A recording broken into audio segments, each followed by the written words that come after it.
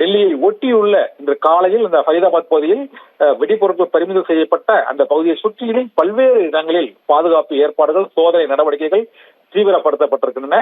இந்த தாக்குதலுக்கு பின்னணியில் இருந்தவர்கள் யார் என்பது குறித்து விசாரிக்கப்பட்டு வருகிறது. ஏனென்றால் ஜம்மு காஷ்மீரில் இன்று காலையில் அந்த வெடிப்பொருட்கள் 2900 கிலோ, கிட்டத்தட்ட 3000 கிலோ வெடிப்பொருட்களை பறிமுதல் செய்யப்பட்ட போது ஜெய்ஷ் இ முகமது அமைப்போடு தொடர்புடையவர்கள் தான் இந்த சக்தி வாய்ந்த வெடிப்பொருட்களை இங்கே கடத்தி கொண்டு வந்து தாக்குதல் திட்டத்தோடு கொண்டு வந்து பதுக்கி இருக்கிறார்கள் என்ற தகவல் வெளியானது.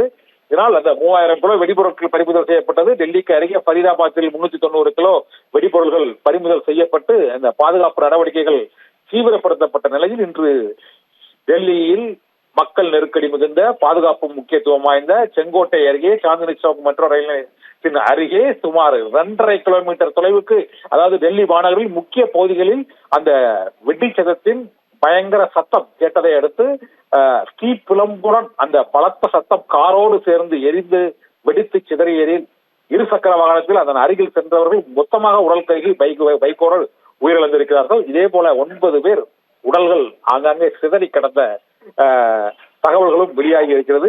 மும்பை குண்டுவெடிப்பு சம்பவத்திற்கு பிறகு, கிட்டத்தட்ட ஒரு 10 ஆண்டுகளுக்கு பிறகு மிகப்பெரிய ஒரு வெடிகுண்டு தாக்குதல் தலைநகர் டெல்லியில் முதன்முறையாக அண்மை காலங்களில் இல்லாத நிலையில் முதன்முறையாக அந்த நாடாளுமன்ற தாக்குதலில் ஈடுபட்டார்கள்.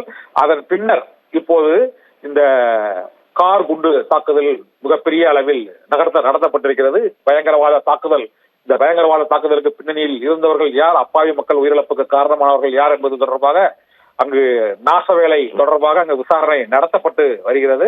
இந்த டெல்லி செங்கோட்டை அருகே கார் வெடிகுண்டு தாக்குதல் என்றே அதை கூறலாம். சாந்தினி சௌக் மெட்ரோ ரயில் நிலையம் அருகே ஏற்பட்ட இந்த நாச வேலையின் பின்னணியில் இருப்பவர்கள் யார் என்பது குறித்து அந்த பகுதி முழுவதுமே அந்த பற்றி எரிந்து கொண்டிருக்கக்கூடிய அந்த காட்சிகளையும் பார்க்க முடிகிறது. உருக்குலைந்த வாகனங்கள் மற்றும் வெடித்து சிதறிய அந்த வெடிகுண்டின் பாகங்கள், உடல் சிதறி கிடக்கக்கூடிய காட்சிகளையும் நாம் இப்போது பார்த்து கொண்டிருக்கிறோம். டெல்லி செங்கோட்டை அருகே சாந்தினி சௌக் பகுதியில் தீவிரவாத தாக்குதலா என்பதை ஒரு தீவிரவாத தாக்குதல் தான் என்பதை உறுதிப்படுத்தும் வகையில் தான் இந்த பயங்கர வெடிகுண்டு தாக்குதல், அதாவது வெடிகுண்டு கார் குண்டு மூலமாக டெல்லியில் தாக்குதல் நடத்தப்பட்டிருக்கிறது. இதுவரை 9 பேர் உயிரிழந்திருக்கிறார்கள் என்றும் காயமடைந்த 20 பேரில் 3 பேர் வரை கவலைக்கிடமாக இருப்பதாகவும் இப்போது தகவல்கள் வெளியாகி இருக்கின்றன. செங்கோட்டையில் நடைபெற்ற இந்த விபத்து நாடு முழுவதும் அதிர்ச்சியை ஏற்படுத்தி இருக்கிறது. டெல்லி தலைநகர் டெல்லியிலேயே கார் குண்டு, சக்தி வாய்ந்த வெடிகுண்டு வெடித்து உடல் சிதறி 9 பேர் உயிரிழந்திருக்கக்கூடிய சம்பவம் நாடு முழுவதும் அதிர்ச்சியையும் சோகத்தையும் துயரத்தையும் ஏற்படுத்தி இருக்கிறது.